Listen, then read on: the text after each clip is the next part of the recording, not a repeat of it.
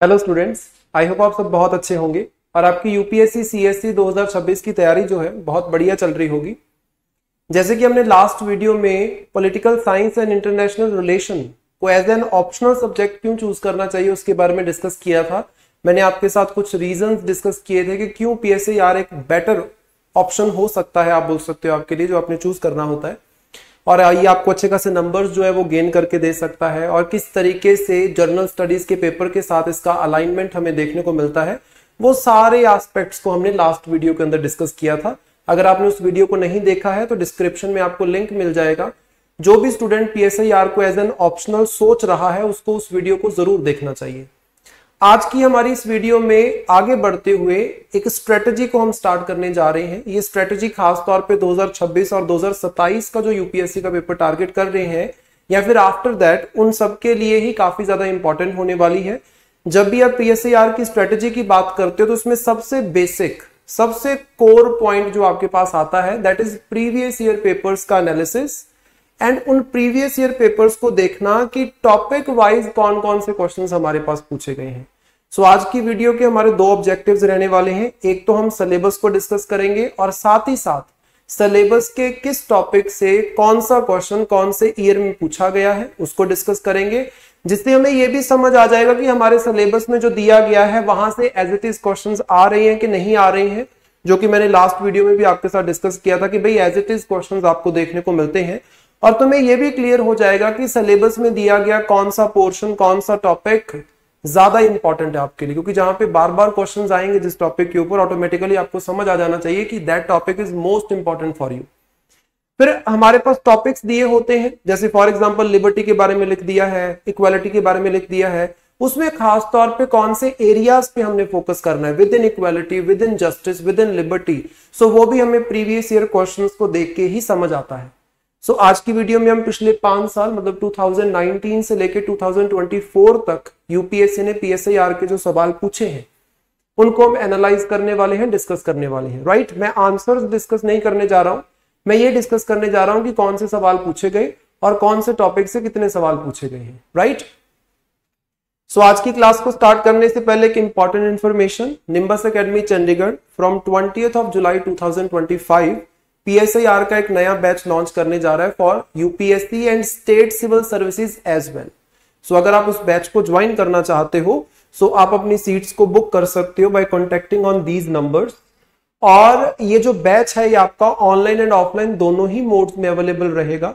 इस बैच के साथ साथ जो स्टडी मटेरियल है, जो नोट्स है, जो टेस्ट सीरीज है, वो सारे का सारा ही इंक्लूडेड रहेगा। राइट, सो अगर आप पीएसआईआर की कोचिंग के बारे में, ऑप्शनल की तैयारी के बारे में सोच रहे हो तो ये बैच आपके लिए काफी ज्यादा सही साबित होने वाला है। राइट, सो स्टार्ट करते हैं हमारे पीएसआईआर के पेपर 1 के सेक्शन ए से। मैंने पिछली बार भी आपको बताया था हमारे पास ऑप्शनल के 2 पेपर रहते हैं, पेपर 1 एंड पेपर 2।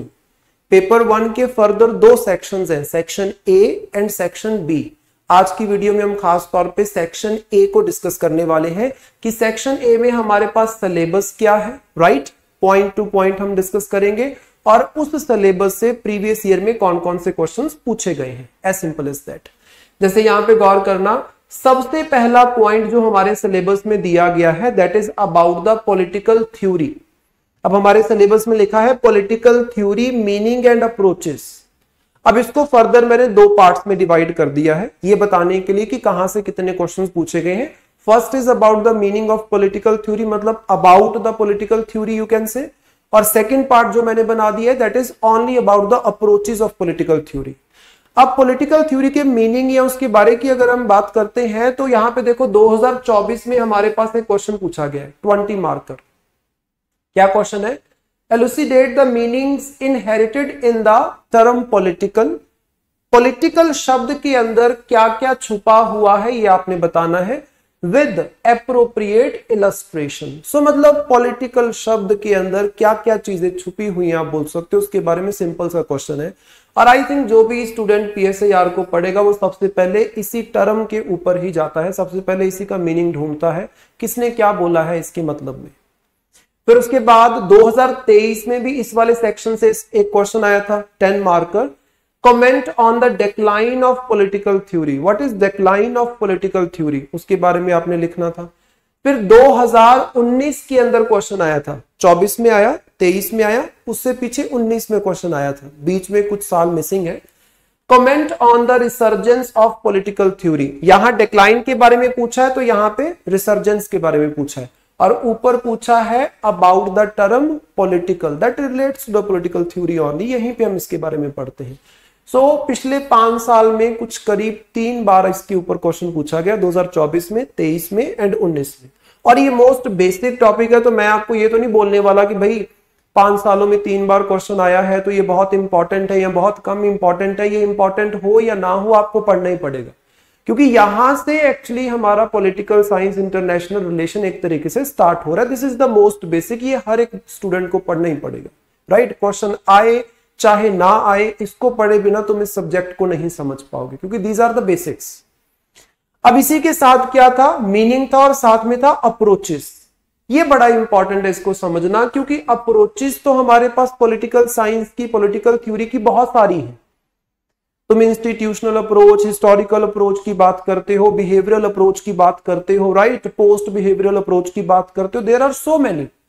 उसमें से ज्यादा इंपॉर्टेंट कौन सा है वो तुम्हें पीवाईक्यू से पता चलेगा। जैसे 2024 में क्वेश्चन पूछा गया, comment on the behavioural approach to political science, मतलब बिहेवियरल अप्रोच के ऊपर क्वेश्चन है 2024 का, राइट।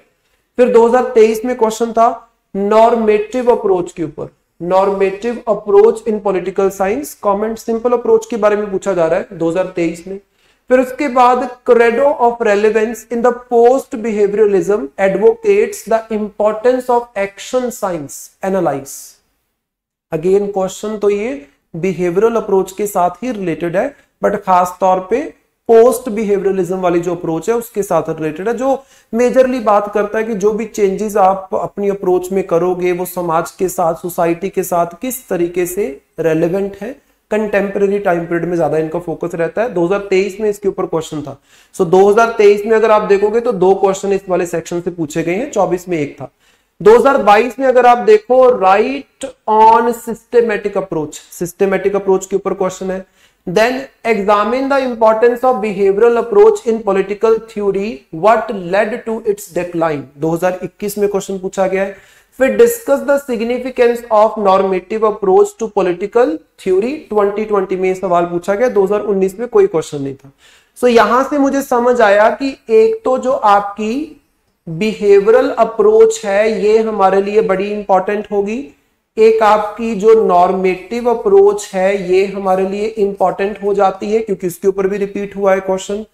फिर आपके पास जो सिस्टम्स अप्रोच है, जो कि बड़ी सिंपल सी अप्रोच आप लोग पढ़ते ही हो, सिस्टम अप्रोच है, ये बड़ी इंपॉर्टेंट हो जाती है। सो मेजरली अगर तुम देखोगे so behavioural, normative and system approach के ऊपर जो क्वेश्चन है वो पूछा जा रहा है।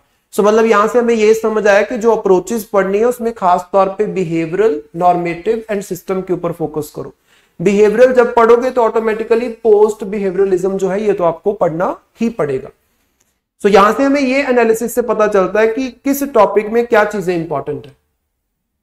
फिर उसके बाद हमारे सिलेबस में जो सेकंड पोर्शन है, सेकंड पार्ट सिलेबस का जो है that is theories of the state. Theories of state में इन्होंने बहुत कुछ बताया है कि आपने लिबरल थ्योरी के बारे में पढ़ना है, neo liberal theory, Marxist theory, pluralist theory, post colonial theory and feminist theory, ये तो सिलेबस में दिया है। अब क्वेश्चंस देख लेते हैं। मैंने क्या किया है, अलग अलग थ्योरीज में कितने कितने क्वेश्चंस पूछे हैं आपको डिवाइड करके दे दिया। सिंपल, जैसे प्लूरलिस्ट थ्योरी की हम बात करते हैं तो 2024 के अंदर ही इसके ऊपर क्वेश्चन पूछा गया, comment on pluralist theory of state. Simple सवाल है, सीधा सीधा जो मर्जी लिखो इसके बारे में, मतलब कुछ स्पेसिफिक नहीं पूछा गया है, it is all about the theory. Number 2, post colonial theory. So यहां पे देखो क्या सवाल पूछा गया, पोस्ट कॉलोनियल थ्योरी से 2 सवाल पूछे गए हैं 2023 में और 2020 में। गौर करो, Eurocentrism is both the target and motive force of the post colonial political theory discuss.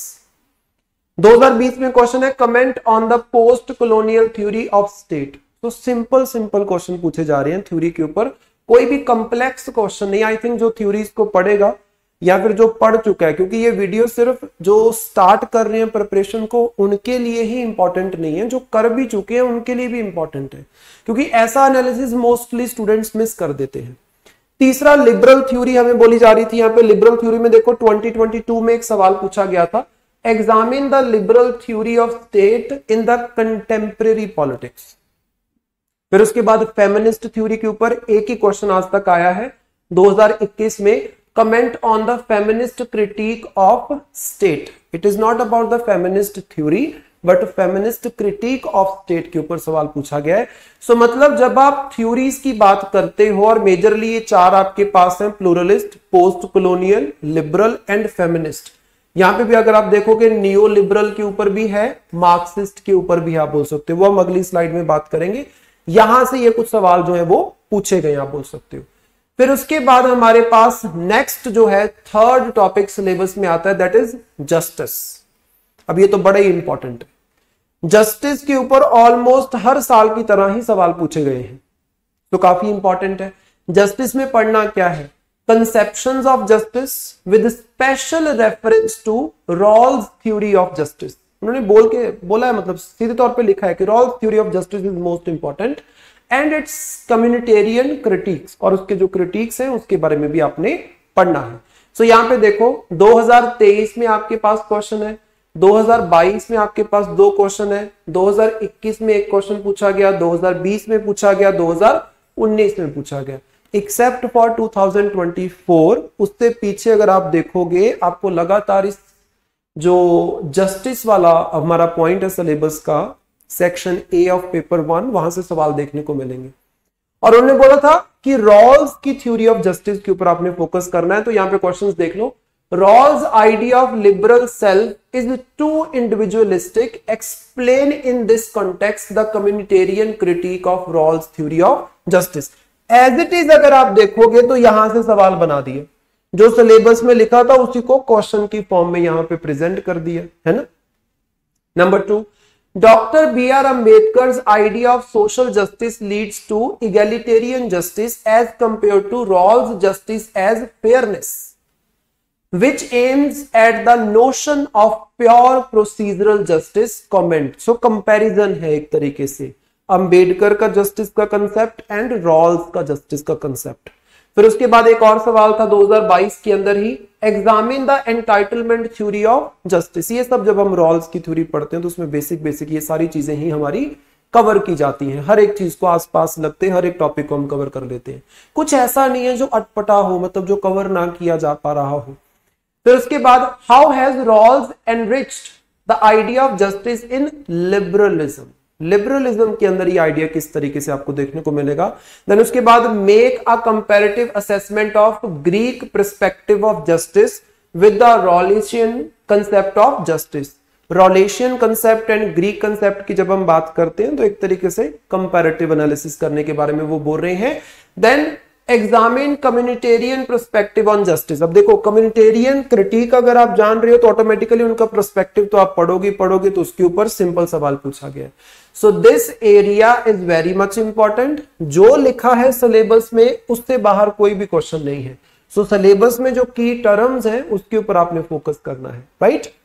सो ये जो क्वेश्चंस प्रीवियस ईयर में पूछेंगे इसको प्रैक्टिस के तौर पे भी आप इस्तेमाल कर सकते हो स्टूडेंट्स जो 2026 या 2027 के यूपीएससी को टारगेट कर रहे हैं। उसके बाद हमारे पास आ गया इक्वालिटी। नंबर 4 हमारे पास जो सिलेबस में पॉइंट दिया दैट इज इक्वालिटी। इक्वालिटी में क्या पढ़ना है, social equality, political equality, economic equality, right, relationship of equality and freedom and the affirmative action, सीधे तौर पे लिखा हुआ है। अब देखना जो तुम्हारे सिलेबस में लिखा है वहीं से सारे क्वेश्चंस हैं। अगर तुम देखो 2024 में सवाल पूछा गया, the nature of relationship between equality of democratic citizenship and liberty of citizens is influenced by economic equality. मतलब जो रिलेशनशिप यहां पे लिखा गया है उसी के ऊपर सवाल बनाया हुआ है। फिर number 2 affirmative action, again syllabus में सीधे तौर पे मेंशन है। Affirmative action policies draws as much strong criticism as strong support। आप सबको पता है जैसे affirmative actions लिए जाते हैं, जो रिजर्वेशन की जाती है, स्पेशल अपॉर्चुनिटीज प्रोवाइड की जाती है for the backward communities, for the vulnerable sections of society. So उसका क्रिटिसिज्म भी है, उसका सपोर्ट भी है। Analyse this statement in the context of equality, 2023 का सवाल है। 2022 में पूछा गया इक्वालिटी ऑफ स्टेट्स, मतलब प्रॉपर्टी की वो बात कर रहे हैं, caused equality of power, right? And equality of power is the liberty. This is the statement, this is the quotation actually. तो उसके ऊपर आपको पूछा गया कि 10 आपके ऊपर क्या करना है, सिंपल कमेंट करना है, इस चीज को समझाना है, आप बोल सकते हो आपके क्या विचार है वो बताने हैं। Then comment on the affirmative action, simple सवाल कि अफर्मेटिव एक्शन है क्या ये समझाओ। फिर उसके बाद comment on the equality of outcome as a political idea, equality of outcome as a political idea आपने जस्ट समझाना है वहां पे। Comment on the equality of opportunity, देखो कितने सिंपल सिंपल सवाल यहां पे पूछे जा रहे हैं, जो इधर लिखा है वहीं से डायरेक्ट क्वेश्चंस आपको आते हुए देखने को मिलेंगे। सो तभी मैंने लास्ट क्लास में बोला था कि कुछ भी हिडन टॉपिक्स नहीं है, डायरेक्ट क्वेश्चन यहां पे पूछा जाता है, और ये मैं आपको सीधे तौर पे दिखा रहा हूं कि पिछले 5 सालों में कैसे क्वेश्चन पूछे गए। फिर नंबर 5 हमारे पास जो पॉइंट सिलेबस में आता है that is rights, meaning of rights, theories of rights, different kinds of rights and concept of human rights. Syllabus देखा, अब देखो क्वेश्चंस कैसे पूछे गए हैं, बिल्कुल सिलेबस से डिराइव किए हुए क्वेश्चंस आपको देखने को मिलेंगे। 2024 में सवाल पूछा गया, the debate on human rights is caught between the limitations of universalism and cultural relativism. Comment, जब भी ह्यूमन राइट्स के बारे में हम पढ़ते हैं जो कि सिलेबस में लिखा गया है, वहां पे हमेशा बात आती है इनके यूनिवर्सलिज्म एंड रिलेटिविज्म की बात की जाती है। सो उसके ऊपर सिंपल क्वेश्चन पूछा गया। Multicultural perspective of rights, human rights में भी ये कंसेप्ट आता है मल्टीकल्चरलिज्म का, क्योंकि area to area, country to country culture change होते हैं, region to region cultures change होते हैं, और जो आपके ह्यूमन राइट्स हैं वो भी कल्चर के साथ एक कनेक्टिविटी रखते हैं, आप बोल सकते हो। सो मल्टीकल्चरल पर्सपेक्टिव क्या है अधिकारों का, वो आपने बताना है। Then write on the cultural relativism, cultural relativism क्या है ये कंसेप्ट आपने पूरे का पूरा समझाना है। Then human rights are complex and contested social practice that organizes the relations between individual, society and state. So जो human rights है ये किस तरीके से एक relation organize करते हैं among, or you can say between individuals and society, society and state and so on.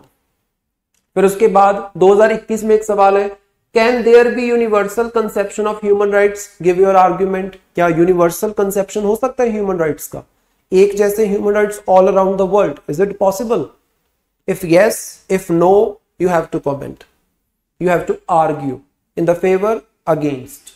उसके बाद assess the significance of right to property in political theory. What is the significance of right to property in political theory? जैसे पहले हमारे पास एक statement थी कि equality of states leads to liberty and equal power. So कुछ वैसा सही हमारे पास ये रिलेटेड कंसेप्ट है। एक चीज याद रखना, PSIR में paper 1, paper 2, section A, section B ये एक दूसरे के साथ रिलेट करते हैं। वो जो इंटीग्रेशन तुम जब दिखाते हो तभी तुम्हारे मार्क्स ज्यादा बेहतर आ पाते हैं। Then discuss the doctrine of right as trumps. तो जब हम अधिकारों की बात करते हैं तो ये आपके पास कोटेशन की तरह, कोटेशन ही एक्चुअली एक राइट्स एज ट्रम्प्स, तो उसकी जब हम बात करते हैं तो आपने जस्ट उसको एक्सप्लेन करना है, सिंपल इस डॉक्ट्रिन को एक्सप्लेन करना है। कंप्लीटली स्टैटिक पोर्शन अगर तुम देखोगे, वैसे तो जो सेक्शन A है इट इज ऑल स्टैटिक, इसमें कुछ करंट नहीं होता है। फिर हमारे पास नंबर 6 आ गया डेमोक्रेसी। डेमोक्रेसी के बारे में क्या पढ़ोगे, classical and contemporary theories of democracy, different models of democracy like representative model, participatory and deliberative model. Simple. अब क्वेश्चंस देखना, वैसे कुछ क्वेश्चंस हैं। deliberative democracy seeks to promote democratic decision making about public issues among the citizens. deliberative democracy की decision making के ऊपर आ गया। 2024 का क्वेश्चन है। 2023 में देखो, success of contemporary democracies lies in state limiting its own power. जब तक स्टेट अपनी पावर को लिमिट नहीं करेगा तब तक जो कंटेम्परेरी डेमोक्रेसी थ्योरी है वो बोलती है कि सक्सेस नहीं हो सकता है डेमोक्रेसी का, राइट, वो सक्सेसफुल नहीं हो सकती है। एलाइटिस्ट थ्योरी ऑफ डेमोक्रेसी, यहां पे अगर तुम देखोगे क्लासिकल एंड कंटेम्परेरी थ्योरीज के अंदर ही कवर होता है आपका elitist theory of democracy. Denies the possibility of democracy as rule of people, ये डिनाई करते हैं इस कंसेप्ट को। एलुसिडेट 2022 का सवाल है। फिर 2021 में देखो, free and fair deliberation is key to foundation of democracy. 2019 में देखो, write short note on deliberative democracy, मतलब it is all about deliberation, it is all about deliberation. So मतलब यहां से तुम्हें ये समझ आ गया कि एक तो डेमोक्रेसी की थ्योरीज और एक डेलिब्रेटिव डेमोक्रेसी, ये दो इंपॉर्टेंट चीजें हैं जहां से वो पिछले 5 साल से सवाल पूछ रहे हैं। सो ऑटोमेटिकली जब डेमोक्रेसी को कवर करोगे तो इन एरियाज को ज्यादा बेहतर तरीके से कवर करना, राइट। फिर नंबर 7 हमारे पास सिलेबस का पॉइंट है, that is concept of power, hegemony, ideology and legitimacy. अब देखो पावर के ऊपर सवाल कैसे पूछे गए, बड़े आसान है। Comment on linkage between power and hegemony, क्या लिंकेज है। Number 2, legitimacy adds positive value to political authority and obligations, discuss. Simple static question पूछा जा रहा है, कुछ इसके बारे में आपको कुछ एनालिसिस करने की जरूरत नहीं है खास, ऐसी चीजें तो हम अपने नोट्स में भी लिखते हैं। फिर उसके बाद फौकॉल्ट कंसेप्ट ऑफ पावर, वो क्या बोलते हैं।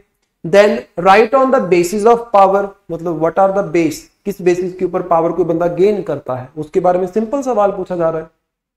Then political ideology is primarily concerned with the allocation of utilization of power. इसको आपने एक्सप्लेन करना है, सिंपल मतलब एक कोटेशन दिया गया आपको।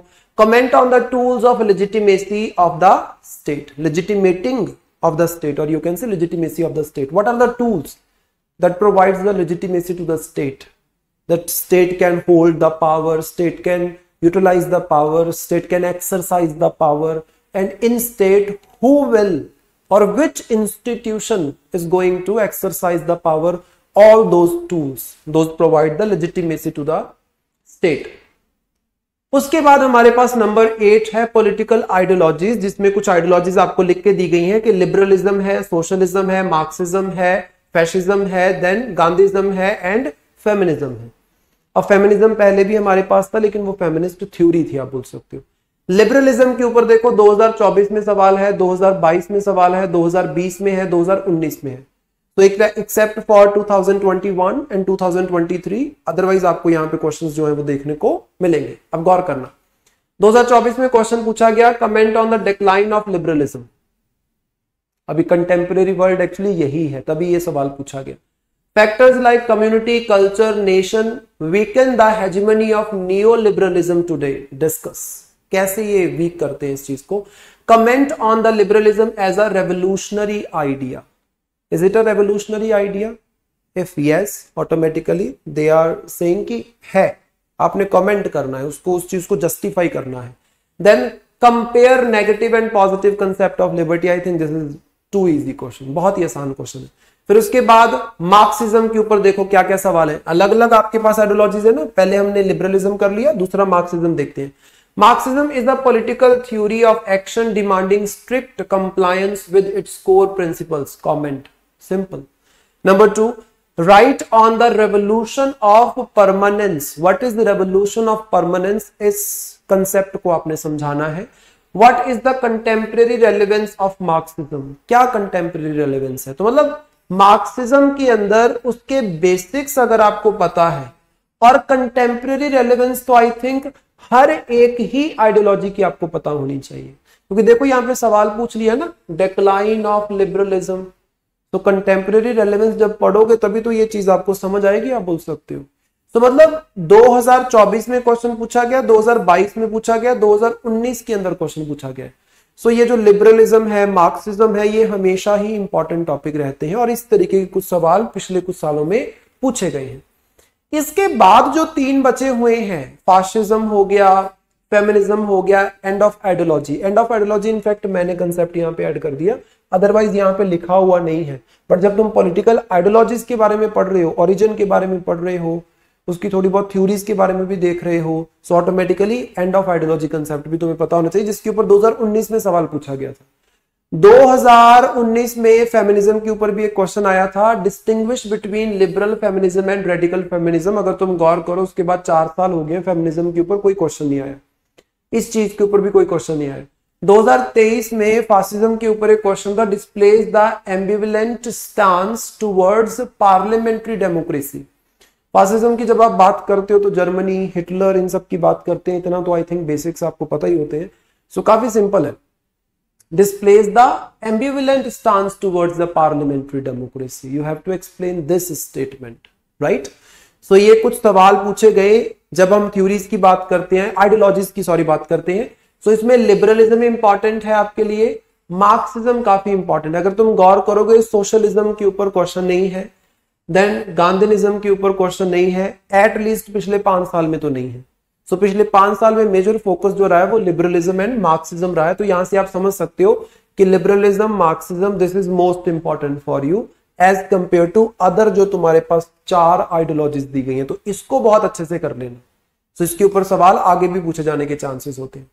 फिर उसके बाद मोस्ट इंटरेस्टिंग पार्ट जो है वो आपका आता है, that is point number 9, that is about Indian political thought, जिसमें आपने ancient Indian political thought like Dharmashastra, Arthashastra, Buddhist tradition, इनके बारे में पढ़ना है, and modern Indian political thought like sir Syed Ahmed Khan, Shri Aurobindo के बारे में, M K. Gandhi, B R. Ambedkar and M N. Roy की जो थ्योरीज हैं, जो कंसेप्ट्स हैं, जो आइडियोलॉजीज हैं, जो थॉट है, उसके बारे में पढ़ना है। सिंपल। अब इसको भी मैंने डिवाइड कर दिया। एंशियंट जब हम पॉलिटिकल थॉट की बात करते हैं, इंडियन पॉलिटिकल थॉट की, तो 2 पार्ट्स में डिवाइड किया है। अगर तुम गौर करो, धर्मशास्त्र के ऊपर 2024 में क्वेश्चन पूछा गया। क्या पूछा गया? बड़ा सिंपल सवाल है। Dharmashastra presents a duty centric world view for individual and communities comment. बहुत बेसिक सवाल है, आई थिंक बहुत ही बेसिक है। Number 2, explain the source of ancient Indian political thought. What are the sources of ancient Indian political thought? मतलब एक तरीके से वो तुमसे पूछना चाह रहे हैं कि धर्मशास्त्र के बारे में, अर्थशास्त्र के बारे में, इनके बारे में बताओ। फिर उसके बाद discuss Kautilya's views on elements of the state. This is the most basic theory. जब हम सप्तांग थ्योरी पढ़ते हैं, कौटिल्या की अर्थशास्त्र को पढ़ते हैं, तो वहां बेसिक एलिमेंट्स ऑफ स्टेट क्या होनी चाहिए वो आपने एक्सप्लेन करनी है। काफी स्टैटिक और काफी बेसिक सवाल है। तो 2024 में, 2020 में, 2019 में ये क्वेश्चन पूछे गए हैं। फिर उसके बाद बुद्धिस्ट ट्रेडिशन देखो, ये भी इंपॉर्टेंट है। Buddhist thought on Dhamma facilitates the emancipation of political action. Explain. So Buddhist thought का पॉलिटिकल एक्शन के साथ एक तरीके से रिलेशन के ऊपर ये क्वेश्चन पूछा जा रहा है। 2023 का सवाल है। 2021 में क्वेश्चन आया था, do you think that Buddhist tradition have lent greater ethical foundation to the ancient Indian political thought? So आपने एक तरीके से उसके सिग्निफिकेंस के बारे में, उसके रोल के बारे में, राइट, इंपॉर्टेंस के बारे में आपने यहां पे समझाना है। As simple as that. So ethical foundation जो एंशिएंट पॉलिटिकल थॉट में है, क्या वो खास तौर पे बुद्धिज्म के साथ रिलेटेड है, बुद्धिस्ट ट्रेडिशंस के साथ रिलेटेड है? उसको आपको जस्टिफाई करना पड़ेगा। सिंपल। फिर उसके बाद हमारे पास कुछ इंडिविजुअल पर्सनैलिटीज आ जाती हैं, लाइक सर सैयद अहमद खान, बहुत बड़ा नाम है। खास तौर पे जब हम इस्लामिक रेवोल्यूशन की बात करते हैं, इस्लामिक रिवाइवलिज्म की भी बात करते हैं, तब भी सर सैयद अहमद खान एक बहुत बड़ा नाम है। तो जब आप सर सैयद अहमद खान की बात कर रहे हो, सवाल देखो क्या है। When nation becomes devoid of art and learning it invites poverty. Sir Syed Ahmed Khan ने ये बात बोली है। In the light of this statement assess the role of sir Syed Ahmed Khan as reformer in modern India. खास तौर पे रिफॉर्म्स उनकी जो है वो इस्लामिक कल्चर, इस्लामिक वर्ल्ड के साथ रिलेटेड है। जैसे साइंटिफिक इंटरवेंशन आप बोल सकते हो इन द इस्लाम, है ना, इन द यूथ। सो वो सारी चीजें हमारे लिए इंपॉर्टेंट होती है। 2021 में सवाल आया था इनके ऊपर। श्री अरबिंदो के ऊपर एक 2023 में सवाल पूछा गया था। श्री अरबिंदोज आइडिया ऑफ स्वराज, उनका जो आइडिया ऑफ स्वराज है, has deep significance in the Indian social, culture and political history. How? यही आपने एनालाइज करना है। सो 2023 में सवाल पूछा गया। सो मतलब जब आप इंडिविजुअल पर्सनैलिटीज की बात करते हो तो हर साल कहीं से क्वेश्चन आ रहा हो ऐसा नहीं है। कभी कभार किसी स्कॉलर के ऊपर क्वेश्चन पूछ लिया गया है ऑटोमेटिकली। वैसे तो आप देख के समझ गए होंगे कि एम.के. गांधी सबसे इंपॉर्टेंट रहने वाले हैं। बाकी सबसे पिछले 5 सालों में एक बार सवाल आया है। एम.के. गांधी से 3 बार क्वेश्चन आपको देखने को मिलेंगे। अब गौर करो, The panchayats with gram sabhas should be so organized as to identify the resources locally available for the development in agricultural and industrial sector. Examine the statement in context of Gram Swaraj का जो उनका concept है गांधी का, उसके context में आपने इस चीज को एक्सप्लेन करना है। सो मतलब लोकल गवर्नमेंट्स और उनके एम्पावरमेंट के बारे में यहाँ पे गांधी जो बात कर रहे थे वो आपने एक्सप्लेन करना है। फिर उसके बाद explicate the ideological components of गांधीज्म। गांधीज्म आपने समझाना है। देखो पीछे तो क्वेश्चन नहीं पूछा, यहाँ पे पूछ लिया, आप बोल सकते हो। देन डिस्कस एम के गांधी कंसेप्ट ऑफ स्वराज। ये तो इससे आसान क्वेश्चन तो क्या ही होगा, स्वराज उनका क्या कंसेप्ट है और बिंदु का क्या कंसेप्ट है, इनका क्या कंसेप्ट है, ये आपको पढ़ना चाहिए बेसिक। फिर अंबेडकर के ऊपर पिछले 5 सालों में एक ही बार सवाल आया है। सवाल क्या है, comment on the Ambedkar's idea of constitutionalism, जो मोस्ट बेसिक है। फिर उसके बाद M N Roy, that is Manvendra Nath Roy's political thought highlighted the humanistic aspect of Marxism। So communist है, मार्क्सिस्ट है, और उनकी जो आइडियोलॉजी है मार्क्सिज्म की वो एक ह्यूमनिस्टिक एस्पेक्ट दर्शाता है। कैसे, ये आपने एक्सप्लेन करना है। सो 2024 का ही ये सवाल है, रिसेंट पिछले 5 सालों में सवाल नहीं आया था, उससे पिछले 4 सालों में, लेकिन 2024 के अंदर ये सवाल जो इन्होंने पूछ लिया। सो मतलब इसमें अगर तुम देखोगे Gandhi is most important, as simple as that. बाकी सबसे रैंडमली क्वेश्चन आ रहा है तो आ रहा है, नहीं भी आ रहा तो इट्स ओके, नहीं आ रहा है आप बोल सकते हो, लेकिन गांधी ज्यादा इंपॉर्टेंट है जब इंडिविजुअल्स की बात करते हो। अदरवाइज धर्मशास्त्र, अर्थशास्त्र एंड बुद्धिस्ट ट्रेडिशन, जो एंशिएंट इंडियन पॉलिटिकल थॉट है, वो इनफैक्ट इन इंडिविजुअल से भी ज्यादा इंपॉर्टेंट है, वहां से सवाल ज्यादा पूछे जाते हैं। मोस्टली स्टूडेंट्स को होता है कि स्कॉलर से सवाल ज्यादा आएंगे, लेकिन उस थॉट से ज्यादा सवाल पूछे जा रहे हैं, एंशिएंट पॉलिटिकल थॉट से। फिर उसके बाद लास्ट हमारा जो सिलेबस का सेक्शन ए का टॉपिक है, that is your topic number 10, that is about western political thought. इसमें हमारे पास कुछ स्कॉलर्स दिए गए हैं, जैसे प्लेटो है, एरिस्टोटल है, मैकियावेली है, हॉब्स है, लॉक है, जॉन एस मिल है, मार्क्स है, ग्राम्सी है, देन हना अरेंट है हमारे पास। तो इसको ध्यान से देखो, प्लेटो ऑटोमेटिकली एक तरीके से फाउंडेशन है वेस्टर्न पॉलिटिकल थॉट की, ये आप सबको पता है। पॉलिटिकल फिलॉसफी की भी जब हम बात करते हैं तो प्लेटो का नाम आता है, राइट। सो प्लेटो के बारे में तो सवाल पूछे ही जाएंगे, जैसे कि critically examine Plato theory of forms, most basic, ये तो हर कोई पढ़ेगा ही पढ़ेगा जब प्लेटो के बारे में पढ़ेगा।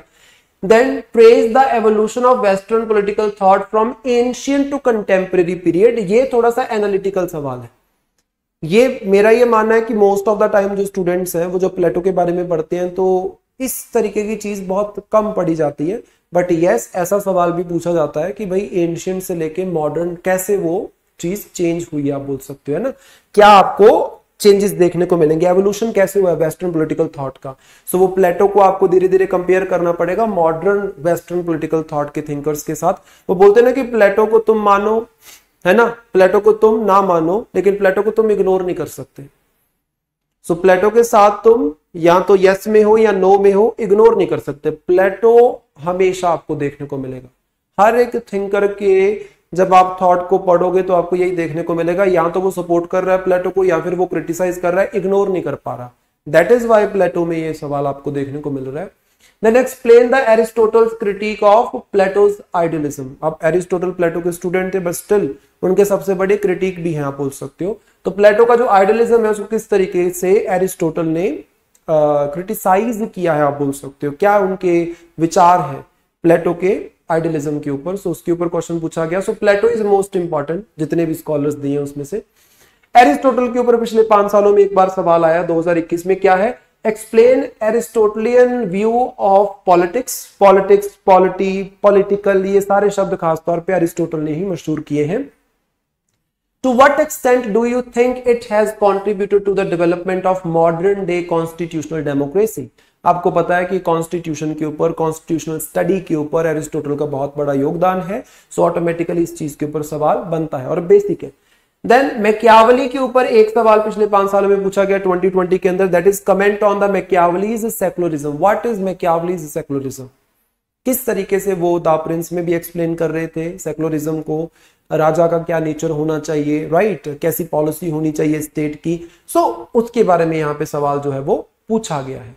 उसके बाद हमारे पास है Hobbes, John Locke and John Stuart Mill. अगर हम हॉब्स की बात करें, काफी इंपॉर्टेंट है Hobbes. State of nature as state of war, ये हॉब की स्टेटमेंट है, इसको एक्सप्लेन करने के लिए बोल रहे हैं। Then individualism is inherent in Hobbes absolutist ideology, comment. So basic I think सवाल पूछे जा रहे हैं जिसके ऊपर हॉब्स ने मेजरली बात की है।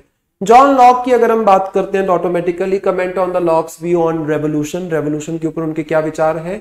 देन सोशल कॉन्ट्रैक्ट के ऊपर लॉक के क्या विचार हैं। आई थिंक ये तो काफी बहुत ही बेसिक हो गया, क्योंकि जब भी इनकी हम बात करेंगे मॉडर्न वेस्टर्न पॉलिटिकल थॉट की बात करेंगे, क्योंकि इससे पीछे जो हमने डिस्कस किया that is the ancient majorly क्या है, ancient western political thought, this is the modern western political thought, so this is very important. So यहाँ पे उसके बाद जॉन स्टुअर्ट मिल की जब हम बात करते हैं, सो स्टुअर्ट मिल तो खास तौर पे इक्वालिटी की बात करेंगे, वुमेन राइट्स की बात करेंगे ना, तो वैसे कुछ सवाल यहाँ पे पूछे गए, क्योंकि मेजर उनका जो लाइफ है और उनकी वाइफ का भी इनफैक्ट जो पूरी जर्नी है वो खास तौर पे इसी इगैलिटेरियन सोसाइटी को प्रमोट करने के लिए गई है। वुमेन राइट्स, वुमेन का जो सफरेज का राइट है उसके लिए वो सपोर्ट कर रहे थे। यूके के अंदर जो वुमेन सफरेज मूवमेंट थी उसमें भी उनका बहुत बड़ा योगदान है, right. So the legal subordination of one sex to another is wrong in itself, and now one of the chief hindrances to the human development. Automatically वो women के साथ हो रही discrimination की बात कर रहे हैं। Then comment on J.S. Mill's ideas of women suffrage के ऊपर उनके क्या विचार है। मैंने बोला इन दो चीजों में इनका और इनकी वाइफ का बहुत बड़ा योगदान है in UK, in western world, so that is why ये काफी इंपॉर्टेंट हो जाता है। फिर उसके बाद कार्ल मार्क्स ऑटोमेटिकली इंपॉर्टेंट है। 2021 में एक सवाल पूछा गया, 2020 में पूछा गया। कार्ल मार्क्स क्या सवाल पूछा गया है, marks concept of alienation is an essential part of reality of capitalism, explain. Automatically जब भी मार्क्स की बात होगी तो कैपिटलिज्म के ऊपर उनके क्या विचार हैं, कैपिटलिज्म के साथ उनका क्या रिलेशन है, आप बोल सकते हो उनकी आइडियोलॉजी का, सो वो तो हमेशा आपको पढ़ना ही पड़ेगा। Discuss Karl Marx concept of class, ये तो बहुत बेसिक है, निहायती बेसिक क्वेश्चन है, क्योंकि क्लासेस के ऊपर तो सबसे पहले वो बात कर रहे हैं और इसी को खत्म करने की भी वो बात कर रहे हैं, रेवोल्यूशन लेके आने की बात कर रहे हैं। देन ग्रैमशी की अगर जब हम बात करते हैं तो ग्रैमशी की बात करोगे, according to Gramsci hegemony is primarily based on organisation of consent. ये मेरा पर्सनल फेवरेट टॉपिक है। जब भी हम ग्रैमशी को पढ़ते हैं तो ये एक ऐसी चीज है जो आपको एक तरीके से धक्का देती है कि अच्छा ऐसा भी होता है, इस लेवल पे भी कोई सोच सकता है, क्योंकि थिंकर्स हैं तो ऑटोमेटिकली ऐसी चीज आपके सामने खोल के रखेंगे जो आपने कभी सोचा भी नहीं होता है उस चीज को, राइट। और प्रेजेंटली इंडिया की जो सिचुएशन देख रहे हो, पॉलिटिकल सिचुएशन, ग्रैमशी को पढ़ना और इंडियन पॉलिटिकल सिचुएशन को कंपेयर करने की कोशिश करना, तुम्हें काफी इंटरेस्टिंग फैक्ट्स और फिगर्स देखने को मिलेंगे, राइट। उसके बाद हैना अरेंट की जब हम बात करते हैं, सो critically examine Hannah Arendt's conceptual triad of labour, work and action. ये वो एरिया जिसके ऊपर इन्होंने काफी काम किया है हैना अरेंट ने। हैना अरेंट ने अगेन अगर हम बात करें कि इन्होंने भी खास तौर पे जो वुमेन सफरेज है, वुमेन के जो अधिकार हैं उसके बारे में भी बात की है। एक आपने और स्कॉलर सुनी होगी मैरी वॉल्स्टनक्राफ्ट, उन्होंने भी काफी उस चीज के लिए अर्ली मॉडर्न टाइम पीरियड में आप बोल सकते हो वुमेन सफरेज के ऊपर काम किया था, आप बोल सकते हो। हैना अरेंट अगेन एक इंपॉर्टेंट हो जाती है, जो लेबर के ऊपर, वर्क के ऊपर एंड एक्शन का रिलेशन जो है वो बताती है। So that is important for you, that's it. So this was the part A, और you can say section A of paper 1, जिसको आज हमने डिस्कस किया, जिसके प्रीवियस ईयर क्वेश्चंस को हमने देखा कि कौन कौन से सवाल पूछे गए, और मैंने आपको अलग अलग करके दिया भाई, सेपरेट लिख के दिया, कौन से टॉपिक से कौन कौन से सवाल आए हैं, कहां से ज्यादा रिपीट हुए हैं आपको वो भी बताया। इससे आपको थोड़ी इंपॉर्टेंस पता चल जाती है कि what are the major themes जिसके ऊपर सवाल पूछे जा रहे हैं। और जाने से पहले एक बार फिर से मैं आपको बताना चाहूंगा कि Nimbus academy Chandigarh from 20th of July हम अपना बैच लॉन्च कर रहे हैं specially for UPSC and state civil services optional paper, that is PSIR, जिसके अंदर आपको ऑनलाइन और ऑफलाइन दोनों ही क्लासेस मिलेंगी। इनफैक्ट रिकॉर्डेड क्लासेस जो है वो भी आपको मिलेंगी। देन इसके अलावा जो नोट्स हैं, जो स्टडी मटेरियल है वो आपको प्रोवाइड किया जाएगा, और साथ ही साथ जो टेस्ट सीरीज है वो भी इसी बैच के अंदर इंक्लूड रहेगी। सो अगर आप इस बैच में खुद को एनरोल करना चाहते हैं then you can contact on these given numbers, right. और जाते जाते अगर आपने वीडियो को पूरा देखा है तो आई होप आपको वीडियो पसंद आई है, जो इन्फॉर्मेशन मैंने डिलीवर की है वो आपको पसंद आई है, then do subscribe to our channel. और इसी तरीके की जो वीडियोस हैं वो फ्यूचर में भी इस चैनल के ऊपर अपलोड होती रहेंगी, सो उन वीडियोस को भी आपने जरूर देखना है। So thank you so much and best wishes for your preparation.